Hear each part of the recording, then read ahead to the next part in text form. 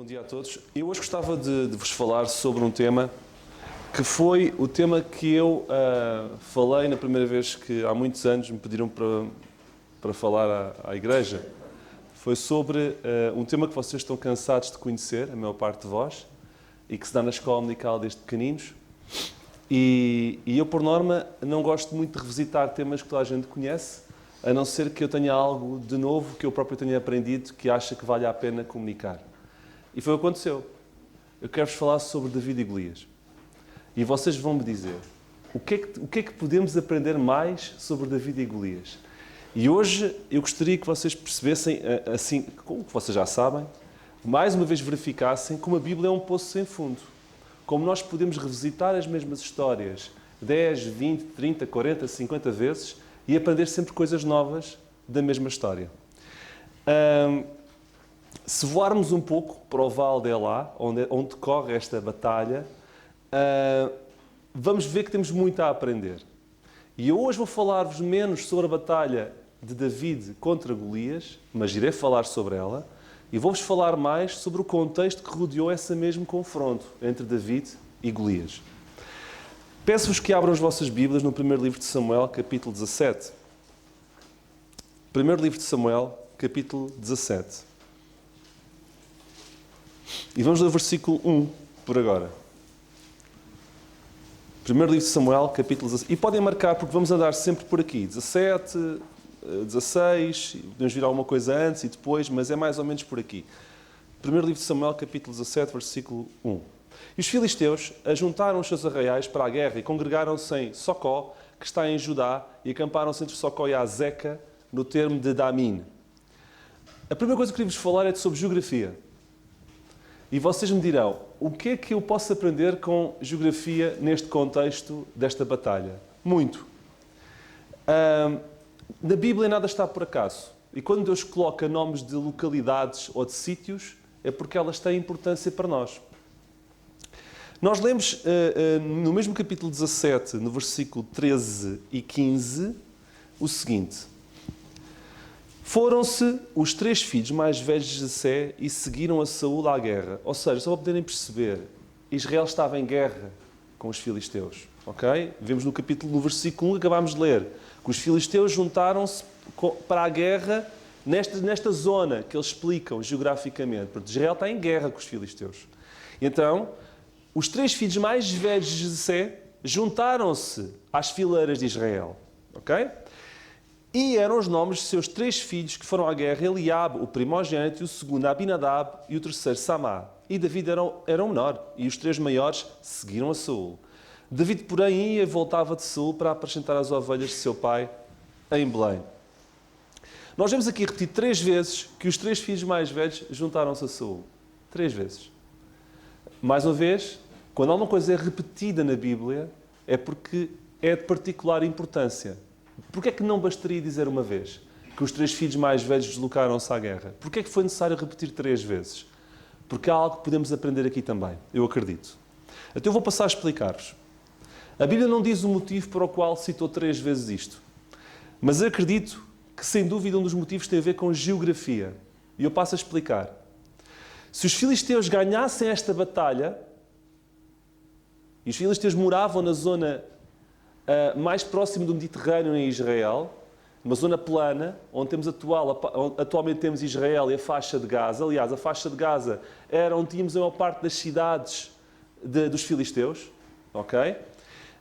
E eles queriam-se tomar território de Israel, que estava na zona central, montanhosa. E o Vale de Elat era a porta para entrar na zona montanhosa. Se aquela batalha fosse perdida, eles entravam no caminho, naquele vale, que permitiria chegar facilmente a Belém, a Jerusalém e a Gibeá, que era a capital do reino na altura. Porque aquela batalha não era mais uma batalha, era a batalha pela sobrevivência de uma nação. Por isso é que os 3 filhos mais velhos arriaram, deixaram tudo e foram. Por isso é que mesmo David pegou-nos na comidinha que o pai lhe deu, vai ajudar os teus irmãos. Toda a gente, mais homens houvessem, mais homens tinham que ir.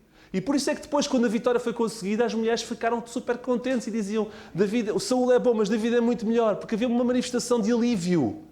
Porque é que seria daquelas mulheres se os filisteus tomassem conta delas? Portanto, havia uma manifestação de alívio de uma nação Porque aquela batalha naquele vale de Elá era a batalha da sobrevivência de um povo, que a partir daí havia caminho aberto, geograficamente, para tomarem acesso à zona montanhosa. E por isso é que estas palavras estão escritas nas localidades no início, por isso é que depois vemos os 3 filhos mais velhos a irem com um sentido de urgência ser repetido, porque de facto não era mais uma batalhazinha entre filisteus e israelitas, era a batalha da sobrevivência de uma nação. Ok? Agora, antes de eu falar sobre David e Golias, eu quero-vos falar sobre o primeiro confronto que temos aqui, que não é David e Golias, é David e Saul. Primeiro, David enfrenta Saul. Depois, David enfrenta Golias. E nós temos tanto a aprender sobre o confronto prévio entre David e Saul. Vamos analisar um bocadinho o contexto que levou a David a enfrentar Saul antes da batalha. Eu vou só fazer uma mera contextualização. No primeiro livro de Samuel, capítulo 8, não vale a pena lá ver. Vemos que Israel queria um rei como as outras nações. Ok? No primeiro livro de Samuel, capítulo 9 e capítulo 10, vemos que Saul é coroado rei. No primeiro livro de Samuel, capítulo 15, devido a imensos erros que Saul fez, se tiverem dúvidas, vejam ou vou sobre a Bíblia no primeiro livro de Samuel e eu falo sobre os erros de Saul, Deus rejeita Saul como rei. No primeiro livro de Samuel, capítulo 16, sem Saul saber, David é ungido como rei. Um capítulo antes disto. Ok? David, de seguida, é colocado na corte de Saul a tocar música para ele, sem Saul saber que ele era ungido do rei. Mas David já habituando-se às coisas da corte. Mas sem David fazer nada. Era Deus a mover as peças. E chegamos, nesse contexto, a esta passagem do primeiro livro de Samuel, capítulo 17. Estão a perceber o contexto? Vemos David a enfrentar Golias. Mas será que esta história é apenas uma história de David contra Golias? É muito mais do que isso. E há outra pergunta aqui muito importante, que eu não vos vou dar resposta. Fica para outra altura. Quem é que é o rei aqui? É Saul ou é David? É porque Saul era rei, mas David tinha sido ungido? Não vos vou responder. Mais tarde eu respondo. Bom, vamos analisar Saul. Primeiro livro de Samuel, capítulo 9, versículos 1 e 2, eu apenas cito. Nós vemos aqui as características base de Saul. Sabem quais as 2 características que a Bíblia fala de Saul? Ele era alto e era bem parecido. Se vocês lerem, vão ver. Ele era alto e bem parecido.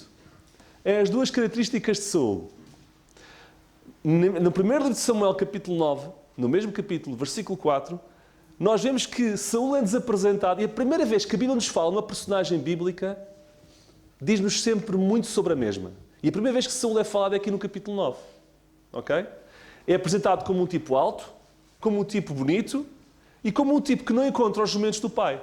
Porque o pai perdeu os jumentos e vemos por 3 vezes escrito que ele não encontrava os jumentos do pai. Então o indivíduo que não é capaz de encontrar os burros ou os jumentos do pai era capaz de liderar uma nação? Mas ele era bonito, ele era alto, ele fisicamente tinha aquilo que o povo queria. E vamos ver como isso foi completamente insuficiente. Chegamos ao Vale de Elá, ou ao Vale do Carvalho, que está aqui. E este é o maior teste ao reinado de Saul. Nunca tinha havido um teste tão grande a Saul como aqui. E lemos no capítulo 17, versículo 10 e 11, o seguinte. Disse mais o filisteu, Golias, hoje desafio as companhias de Israel, dizendo, dai-me um homem para que ambos pelejemos. Agora vejam só, versículo 11. Ouvindo então Saul e todo Israel as palavras do filisteu, espantaram-se e temeram-se muito. E temeram muito. Ou seja, vemos aqui um Saul, um povo apavorado, mas vemos um rei apavorado. O que é uma ironia. Sabem porque é que o povo disse que queria um rei? Inicialmente o povo disse que queria um rei para quê? Eu vou-vos citar, não leiam, 1 Samuel 8, 19 a 20. Para que lidere e batalhe as nossas batalhas. E agora vemos o rei, escolhido por eles, com medo, para liderar um povo e para batalhar as suas batalhas. Estão a ver a ironia da coisa? Queriam um rei para liderar as batalhas. Queriam um rei para batalhar por eles as suas batalhas. E quando chega à frente de ele, como rei, provar aquilo para que foi convocado, abdicou da sua responsabilidade de ser rei. Imaginem a frustração. Onde está o rei? Saul não lidera. Ele abdica da sua responsabilidade como rei. E então entra em cena David. Estão a perceber o contexto? Eu tenho que vos explicar isto, porque não basta chegar só ao Vale de Elá e dizer David pegou nas fundas, mandou uma funda na cabeça do Golias, arrumou e Deus é poderoso. Não, convém perceber o contexto. Então David entra em cena. Ele estava a cuidar das ovelhas do seu pai. E recebe com missão de ir ao Vale de Elá entregar comida aos seus irmãos. E encontra um povo desmoralizado. Encontra um rei desmoralizado. Então ele vai ter com Saul e diz-lhe, David, capítulo 17, versículo 32. Sim, vai ter com Saul e diz-lhe, não desfaleça o coração de ninguém por causa dele. Eu acho piada, é o pastorzinho que vai acalmar o rei. Não desfaleça o coração de ninguém por causa dele, do Golias. Teu servo irá e pelejará contra este filisteu. Sabe o que é que Saul respondeu? Versículo 33. Contra este filisteu não poderás ir pelejar com ele, pois tu és ainda moço e ele homem de guerra desde a sua mocidade. Ou seja, tu não estás qualificado para este combate. Disse Saul a David. Como é que é, David? Não estou qualificado para este combate? Então nós lemos do versículo 34 e 35, David a apresentar o seu currículo vitae. Ok? Teu servo apacentava as ovelhas de seu pai, e vinha um leão ou um urso e tomava uma ovelha do rebanho. E eu se ia após ele, e o feria, e livrava da sua boca. Levantando-se ele contra mim, lançava-lhe a mão da barba e o feria e o matava. Eu acredito que David fazia isto com a sua funda e com o seu bastão, porque os pastores tinham duas armas, a funda e o bastão de pastor. O que é certo é que David, perante os problemas, e ele como pastor defendia as suas ovelhas. E curiosamente, o rei que devia ser pastor de um povo não era capaz de se mexer. E David aqui está a confrontar Saul. Está a dizer, tu que devias ser pastor de uma nação, estás quieto, mas olha, estás a questionar a minha autoridade e a minha capacidade. Eu como pastorzinho defendia as minhas ovelhas. Quem és tu para criticar-me? Estão a ver o confronto? Antes de David versus Golias, temos David versus Saul. Mas mais. No versículo 36, David diz, assim feriu o teu servo o leão com o urso, e assim será este incircunciso filisteu como um deles, porquanto afrontou os exércitos de Deus vivo. David depois diz, atenção Saul, não penses que o Golias vai ser derrotado porque eu sou muito bom. Ele vai ser derrotado porque se meteu com Deus. E David simultaneamente mostra para o que veio, mostra que é corajoso, mas coloca-se no seu sítio, em submissão a Deus. Ele vai ser derrotado não porque eu sou bom, ele vai ser derrotado porque se meteu com Deus. E isto é muito importante. Então, David apresenta-se perante Saul com isto tudo. E eu quero-vos relembrar que a primeira metáfora que é utilizada como rei, a grande metáfora que é utilizada como rei no Velho Testamento, e muitas vezes no mundo antigo, era ser pastor. Vocês nunca viram aquelas fotografias do faraó, assim, e depois com o sceptro num lado e com um cajado tipo pastor no outro? No passado, na antiguidade, os reis eram considerados pastores de um povo. E Saul abdicou. Saul deixou de dirigir, Saul deixou de proteger, Saul deixou de guiar, ele abdicou disso. Ok? E para David está a mostrar a Saul que tem as características de um pastor, e isso é confrontacional. E está a responsabilizar também Saul. Olha, eu vou fazer aqui um texto em linguagem corrente. Como é que David falaria com Saul? Eu até vou ler, que é para não me esquecer de nada. Saul, tu colocas em causa as minhas competências. Eu tenho sido um verdadeiro pastor que sacrifica pelas suas ovelhas, coisa que tu não és capaz de fazer. Eu não tenho medo de leões, eu não tenho medo de ursos e também não tenho medo deste Golias. E se tu não tens coragem de lhe dar uma lição, eu darei, porque ele está a brincar com Deus. Isto é o que David está a fazer. Ele está a confrontar Saul. Sabem, e o povo está a acolher o resultado da sua escolha. O povo escolheu um rei pela sua imagem. Um povo escolheu o rei pela sua imagem e não pelo seu coração. E agora estava a acolher o resultado da escolha. Nós todos escolhemos os resultados das nossas escolhas. Mais tarde ou mais cedo. O povo escolheu good looks. Vamos atrás dos good looks. Vamos atrás de um rei que os outros fiquem todos... este rei é espetacular. Que os outros povos invejem. Mas não vamos pensar se o rei é capaz ou não. Se o rei é de acordo com o coração de Deus. Mas quando esse rei for confrontado com a dificuldade... nós vamos ver o verdadeiro valor desse rei. E Saul, perante a dificuldade, recuou. Porque o good looks não bastava. A imagem não bastava só. Era preciso muito mais do que isso. Era preciso coração. E Saul não tinha isso. Ok? Sabe o que é que Deus disse a Samuel quando estava a escolher um rei na casa de Jessé? disse-lhe uma coisa: não atenteis para quê? Para a sua aparência, se é bonito ou feio, nem para a sua estatura. Que é exatamente o oposto que o povo atentou quando escolheu Saul. Para a aparência e para a estatura. Não acham isto curioso, a oposição? O povo escolheu um rei pela sua aparência e pela sua estatura. E Deus, quando manda Samuel à casa de Jessé, diz: escolhe um deles, mas não escolhas pela sua aparência, nem pela sua estatura. Isto é curioso, faz pensar. E o povo teve o líder que merece, porque escolheu o líder com as capacidades erradas. O que é que David tem diferente em relação a Saul? Eu vejo 3 coisas diferentes. Serviço é a primeira. Eu acho impressionante que David, depois de ser ungido como rei, ele continuava a pastorear as ovelhas do pai. Ele pediu ao pai: ó pai, como é que é? Tu viste o que se passou cá em casa? Que o grande Samuel veio cá a casa ungir-me como rei? Pá, manda outro agora pastorear as ovelhas. Eu não vou pastorear ovelhas nenhumas. O quê? Moço de recados? A levar bolinhos e pãezinhos aos meus irmãos em batalha? Ó pai, eu já sou rei, eu vou ser rei. Ele continuava a servir. Era uma pessoa que servia. Era uma pessoa humilde. E Deus não usa orgulhosos, Deus usa humildes. E ele, apesar de ter sido ungido como rei, ele não subiu. Ele continuou sempre lá em baixo, em serviço, em sujeição. E isto é diferente de Saul. Depois, vemos que David tinha uma outra característica diferente de Saul. Ele era uma pessoa com muita capacidade. Ele tinha competência, ele tinha coragem, ele tinha caráter. Caráter que também foi desenvolvido enquanto ele estava no campo a cuidar das ovelhinhas tantas vezes. E que perante dificuldades no meio do campo, confrontação com animais, ele foi aproximado, foi confrontado com tudo isso e ele agarrou-se a Deus e esse caráter foi desenvolvido.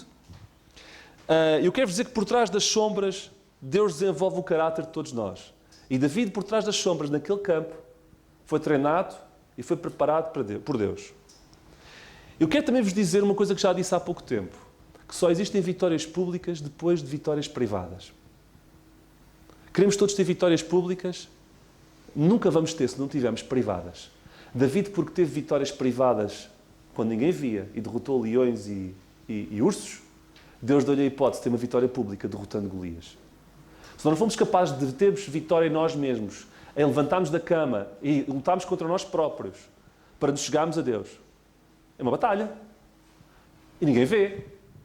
Ou se não tivermos a vitória privada de nos negarmos a nossa vontade e fazemos o que está certo quando ninguém vê, não esperem que depois sejam chamados para ter vitórias públicas quando todos veem, porque isso nunca vai acontecer. E finalmente eu vejo em David outra característica que Saul não tinha: fé em Deus. Não era confiança nele próprio, era confiança em Deus. E estes pontos diferenciam David de Golias. De Saul, perdão. E de Golias também. Agora vamos chegar a David e Golias. Pronto, tudo isto para chegar a David e Golias. Mas era importante chegar até aqui. O teu melhor contra o meu melhor. Vocês já viram o filme Troia? Lembram-se do Aquiles a derrotar um só dos outros? O teu melhor contra o meu melhor. Nunca se esqueçam que os filisteus vêm da zona do mar Egeu, que era da zona onde supostamente aquela história do Aquiles também se decorre. Eles tinham esse hábito de um contra o outro. O meu melhor contra o teu melhor.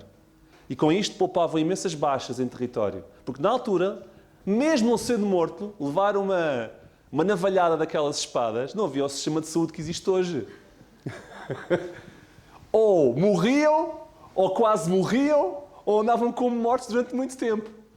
E, portanto, o teu melhor contra o meu melhor era uma forma simples e clean de resolver o problema. Não é necessariamente má. Mas não era só um contra um. Era nação contra nação e era Deus contra Deus. Porque na altura eles diziam: o meu Deus é mais forte que o teu Deus e por isso o meu melhor vai ganhar ao teu melhor porque o meu Deus é mais forte que o teu Deus. Portanto, quando aquele Golias estava a enfrentar Israel, ele estava a dizer que o Deus dele também era mais forte que o Deus de Israel. E quando durante 40 dias ele faz isso, até a exaustão, e ninguém se mexe, é como se estivéssemos a assumir que é verdade. Sabem, quando nós vemos o mal acontecer, nós não participamos e não nos pomos à frente para resolvê-lo, nós estamos a ser cúmplices do mal. Não podemos ver as coisas erradas a acontecer à nossa volta e não nos mexermos. Dá trabalho? É arriscado? É. Mas David teve coragem e foi recompensado por isso, e muito. Porquê? Porque perante a desonra do nome de Deus, soube-se pôr à frente. Deus honra aqueles que o honram e aqueles que correm riscos. Nunca nos esqueçamos disso. Então nós lemos características de Golias. Capítulo 17, versículos 4 e 5. Leiam comigo. Então saiu do arraial dos filisteus um homem guerreiro, cujo nome era Golias de Gate. Quer-vos dizer que esta cidade de Gate está mais do que escavada em Israel.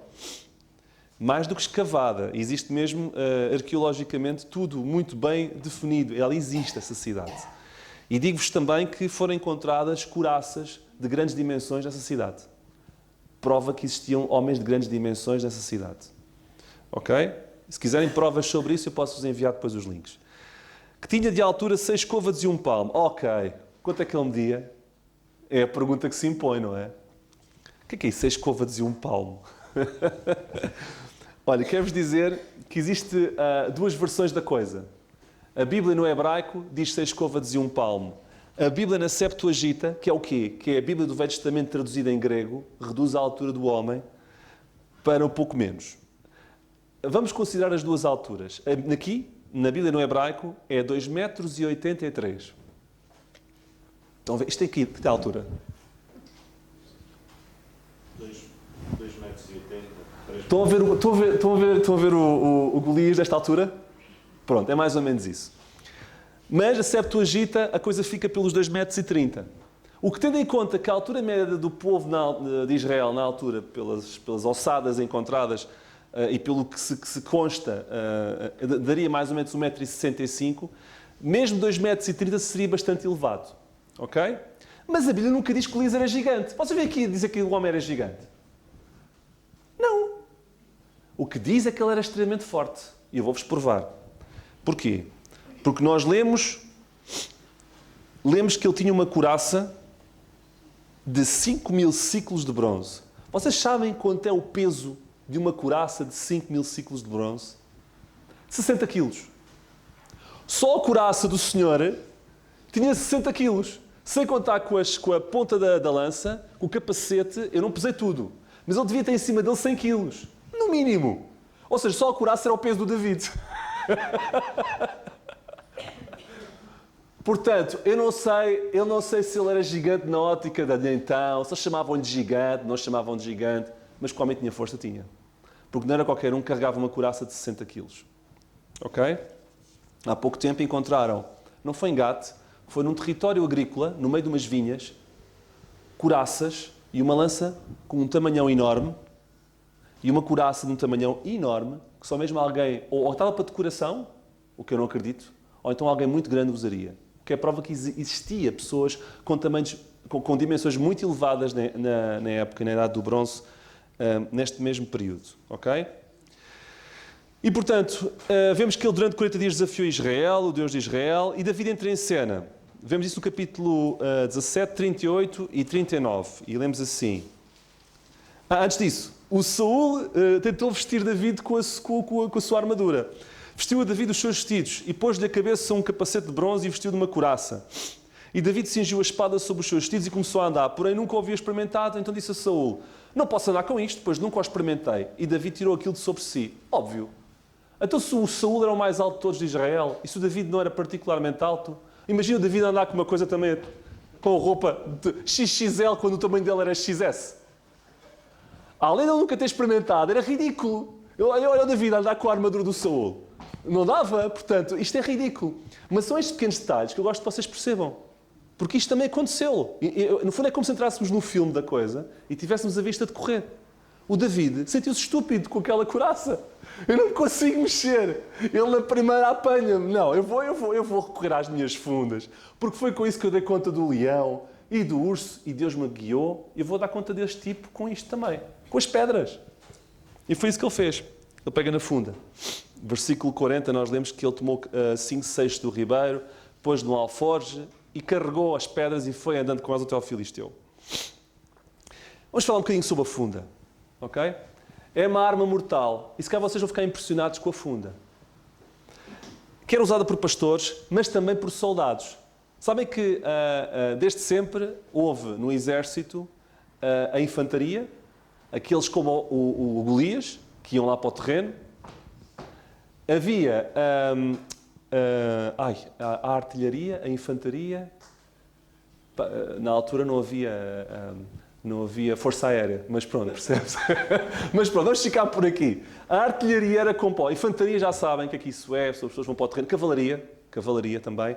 E havia a artilharia. E a artilharia não era aqueles canhões de alta precisão. Eram setas e fundas. A artilharia era composta por pessoas que disparavam setas e disparavam fundas. Como é que é? As fundas não eram meio arcaico. Não, as fundas eram um instrumento utilizado em guerra. Eu não trouxe imagens. Aliás, esta mensagem devia estar carregadinha de imagens porque ia ser bastante útil para verem muita coisa. Mas eu não trouxe. Não tive tempo para preparar isso. Mas as fundas tinham, no mínimo, foram descobertas bolas daquelas de pedra de fundas, utilizadas em batalhas, e elas não eram pedrinhas pequeninas de seixo. Eram bolas que rondavam entre uma bola de golfe e uma bola de ténis. E aquelas bolinhas pequeninas disparadas iam, no mínimo, entre 100 e 120 km por hora. Agora percebem como é que aquilo era capaz de matar Golias, mesmo que tivesse protegido com um capacete de bronze. Porque aquela brincadeira com uma bola deste tamanho, ser disparada a 120 km por hora ou 100 km por hora, aquilo matava alguém. Não só matava, aquilo fazia coisas feias na cabeça da pessoa. Agora, vocês não podem dizer, mas é uma arma de precisão? Há um versículo, não vou ler, mas está em Juízes 20, 15 a 16, para os que se interessam pelo assunto, em que a Bíblia diz que havia alguém em Israel que era especialista na funda. Quem era especialista na funda eram os da tribo de Benjamim. Era como se fossem os Navy Seals da funda. Eles eram especialistas da arte da funda. Eram ambidestros. Com uma mão lutavam com a espada e com a esquerda lançavam funda. Aquilo era um espetáculo. Está lá escrito. Está lá escrito. E atenção que Benjamim é a minha mão direita. E eles lutavam bem com a mão direita, mas não abdicavam da funda. E a funda era tão precisa, lemos nesta passagem que eu acabei de citar, para os que quiserem depois ver Juízes 20, 15 a 16, que eles não falhavam um fio de cabelo. Por isso é que David estava confiante. Ele que venha. Ele que venha com as armas. Claro que, acima de tudo, Deus é que me vai dar a vitória. Mas eu já acertei tantas vezes no fio de cabelo, igual também não vou falhar. E quando apanhas esta bola a 120 km por hora, tu cais redondo no chão, Golias, porque Deus está comigo. E foi isso que David fez. Agora, David usou o que tinha para enfrentar as suas lutas. Antes disso. Olha que a pergunta que vale $1 milhão. Saúl é de que tribo? Benjamim. Qual foi a arma que Saúl queria que sugeriu que fosse que David levasse para a luta? Foi a armadura dele e a espada. Mas não é curioso que o homem que é da tribo dos especialistas da funda nunca tenha recomendado a David a arte especialista da sua própria tribo e tenha sido David, que é da tribo de Judá, a utilizar a especialidade da tribo de Saúl? Não faz pensar? David estava a dar uma grande lição a Saúl. E mais do que o confronto entre David e Golias, está um confronto entre David e Saúl. David, ao ter derrotado aquele Golias, estava a mostrar a Saúl como é que se faz. Olha, Saúl, estás a ver a funda? Era com isto que devias ter resolvido o assunto. Tu, porque um rei vai à frente. E tu, se fosses em condições, aplicavas a especialidade que o teu povo aplica, que é a funda. Mas eu vou fazer isso por ti. Eu não quero saber a tua espada. Eu vou pegar na funda e vou tratar do assunto com as minhas mãos. E foi isso que David fez. Agora, uma questão importante e prática para nós hoje. David recusou usar aquilo que Saúl queria que ele usasse. David até recusou usar aquilo que Golias sugeriu, porque Golias, quando viu, disse: vês com paus e com pedras. Ele usou o que tinha. Nas nossas lutas, irmãos, não tentemos inventar. Usemos o que temos na mão. Não queremos imitar ninguém. Não queremos utilizar recursos que não temos. Deus vai nos dar a vitória com o que temos na mão. Porque muitas vezes pensamos: eu não tenho o suficiente para dar a volta a isto. Não. Tu tens o suficiente para dar a volta a isto, porque o segredo é Deus, não és tu. Mas utilizemos a funda, utilizemos a pedra, utilizemos o pau, utilizemos a estaca. Deus pode fazer milagres com o que temos. David recusou utilizar aquilo que não tinha. David recusou utilizar aquilo que não estava habituado. Ele utilizou aquilo que tinha nas mãos. Ok? Porque a sua confiança estava em Deus, não estava em mais nada. E, portanto, ele não lutou de acordo com os termos de Golias, nem com os termos de Saúl. Ele lutou com os termos que ele próprio tinha, com os termos de Deus. Há um versículo que eu vou apenas... estou quase a terminar. Há um versículo que queria que vocês lessem. Primeiro livro de Samuel 16, 17 e 18. Quando Saul quis alguém para o entreter com música, depois de David ter sido ungido como rei, veja o que a Bíblia diz sobre David. Saul disse aos seus servos: buscai um homem que toque bem e trazeiro. Ele queria alguém que tocasse bem para o acalmar, porque Saul andava atormentado. E respondeu um dos mancebos e disse: vejam o que é que as pessoas achavam de David. Este tem visto um filho de Jessé, o belemita, que sabe tocar e é valente, animoso, homem de guerra, sisudo em palavras, gentil presença. Não leu mais, já leu o resto. David tinha ali matches, tinha tudo bom.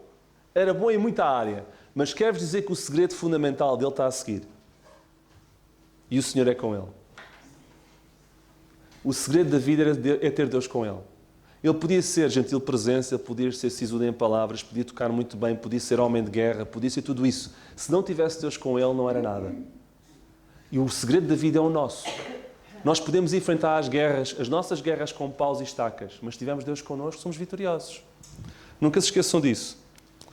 Termino com uma pergunta importante. Porquê é que David enfrentou Golias? Porquê é que David enfrentou Golias? Quando Golias chegou-se ao pé do povo, 17:45, lemos assim.